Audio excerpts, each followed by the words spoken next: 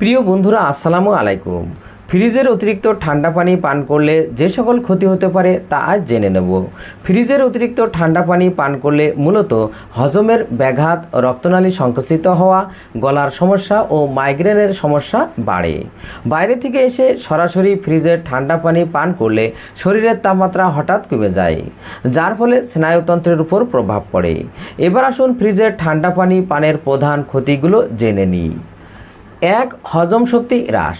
অতিরিক্ত ঠান্ডা পানি পান করলে পাকস্থলীর রক্তনালীগুলো সংকুচিত হয়ে যায়, যা স্বাভাবিক হজম প্রক্রিয়া ও পুষ্টি শোষণকে বাধাগ্রস্ত করে। 2. গলার সমস্যা। এটি শ্বাসনালীতে শ্লেষ্মা বা মিউকাসের আস্তরণ বাড়িয়ে দেয়, ফলে ঠান্ডা লাগা, গলা ব্যথা, সর্দি, কাশি ও টনসিলের সমস্যা দেখা দিতে পারে। 3. মাথা ব্যথা। ফ্রিজের ঠান্ডা পানি পান করলে অনেকের মস্তিষ্কের স্নায়ু সংকুচিত হয়ে মাইগ্রেন বা তীব্র মাথা ব্যথার কারণ হতে পারে। 4. দাঁতের সংবেদনশীলতা। বরফ বা ঠান্ডা পানি দাঁতের এনামেল ও মাড়ির ক্ষতি করে, ফলে দাঁতে শিরশিরে অনুভূতি ও ব্যথা হতে পারে।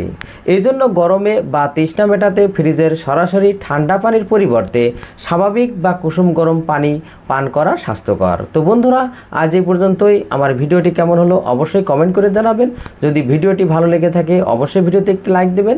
এছাড়াও অন্যান্য বন্ধুদের দেখার সুযোগ করার জন্য অবশ্যই ভিডিওটি শেয়ার করবেন। সবাইকে ধন্যবাদ। আল্লাহ হাফেজ।